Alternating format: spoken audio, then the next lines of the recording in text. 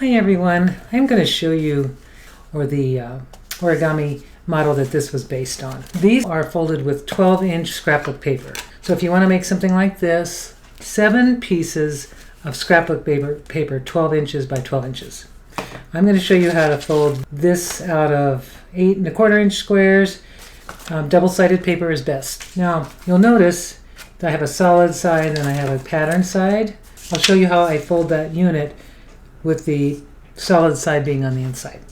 So what you need to do is first fold it into thirds, and however you do that, you can eyeball it, which I usually do. I don't really commit to the fold yet until I know that it's in perfect thirds, because you want this to be perfect thirds. I'm going to have to move this back a little bit, and it's very important you have that lay over perfectly. And if you need to adjust it, go ahead and adjust it. But that does need to be perfect thirds. So I'm going to go ahead and make sure that's what I have. Okay, perfect thirds, exactly. So now that I've done that, I'll go ahead and commit to the fold.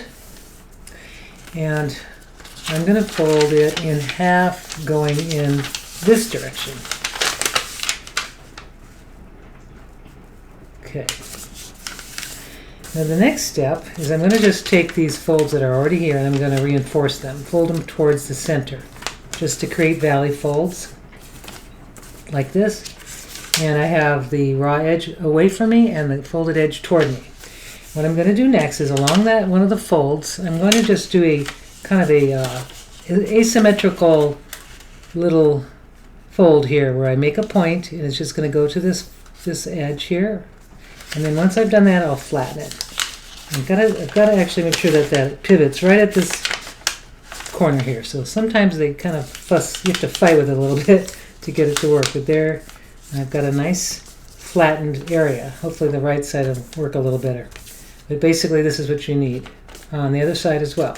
So on this folded side, I am going to take my fingers, I'm going to actually just put it in there, put my fingers in and sort of start a pivot. And then I'm just going to make that point right on the end, just kind of get that point, and then take my fingers all the way down and just flatten it. So now I've got this. Now turn it over, and you're going to take the same thing, you're going to take this fold and just fold it over, kind of reinforce that fold so we can make the next step easier. Let's do this on both sides. Okay, now you're going to take the same thing, you're going to do a kind of a collapse squash fold, and I'm going to do it by pivoting the fold on this edge, and I'm just going to kind of go along, making sure I just use this fold as my folding point, and I'm going to make a little point right here, and then I'm just flattening it. I'm going to do the same thing on the other side. Open it up, put your finger inside that, and kind of start to flatten it, but pivot it over to the left side like this until it becomes a point, and then flatten it. Okay, we're going to fold these lay right snug to that vertical edge, and we're going to do the same thing on the other side. Fold it to snug on that vertical edge. Open it up, and what you'll see is this top where the paper have the one side and this side. This is right, you're going to fold this flap down on that edge, just on that edge. Keep all the layers together and fold. This one wants to poke out, so I'm going to turn it this way. You just can take it and fold the whole layers, all those layers, right over to this edge. Like so. Turn it over and repeat on the opposite side. This little flap. Like so. Okay. It makes sure it's kind of, hopefully even. Now what you do is you'll take the last part is to take this little pocket you've created, and you're going to push in along the fold that's already there. You're just going to push those in to collapse inward on both sides. Like that.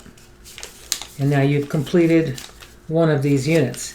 To make your book, you'll need 7 And to make any, you'll need at least 3. So it would be in odd numbers, 3, 5, or 7. Then you'll be able to make something like this, or pages of a book. I'm going to show you how to assemble. Okay, so when you're putting these together, you'll notice you'll see these, imagine these parts as a tab, and these edges as pockets. I'm going to assemble this, I'm going to put the tab, and I'm going to slide that into this little place here so it kind of secures it. You can see what I just did. Kind of slides in and it locks in. Okay, and then I'm going to, now I've done that, I'm just going to lay this down, and now I have a tab that goes into this pocket. You'll see, it just slides right in or on. This is one segment of our piece here. So I'm going to just show you how I do it. This is how you would assemble the whole thing. I'm going to take it apart so you can see how I would attach it to this piece here. This is my one. I love this one. I'm going to add a few more pieces to it. Right now I have 1, 2, 3, 4, 5, 6, 7, which is great. I can add, as long as it's an odd number, I'm going to add 2 more units. So I'm going to see the opportunity where I need to do that. I see that this is the one I want to add here. I'm going to add this one on this side. You can see I'm just kind of tucking it in, and then I'm going to turn it over, flipping it over, and I'm seeing that I need to turn it or tuck it in here. And however you do that, you can just kind of just take your fingers and just slide the little tab into those little pockets there. There's one. And now this one is going to go on this side, because I see the tab here, and this is a place to put that. But I notice that I have it the wrong direction. That's okay. I'm not going to worry about it. Just not going to worry about it. I'm going to take this part and slide that on top. You can see how you can connect these. You can even go as far as all the way around. Now I'll show you that if I can get enough units on. I'll just connect that. Yeah. Make sure that the 2 parts are connected, and then you've got, here we go, you've got another extension, and you can go as long as you want. And then if you get it long enough, this is about halfway, but you can actually connect. Let's try this. I'm going to show you this. So this is one I did earlier. Let's take this one off and connect these right here. See, I have this connects like so. And let's see what we can do here. I'm going to turn it over.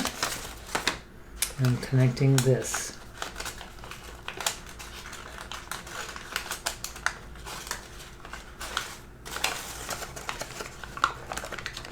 Okay, so look at this. Now, if you have enough pieces, you can take it and connect one more piece, which I'm going to do. Now I can make a really gorgeous model here, if I can see. Ooh, this might be nice. One. All right, I see what I need to do. I'm going to take this one out, and I'm going to connect this one to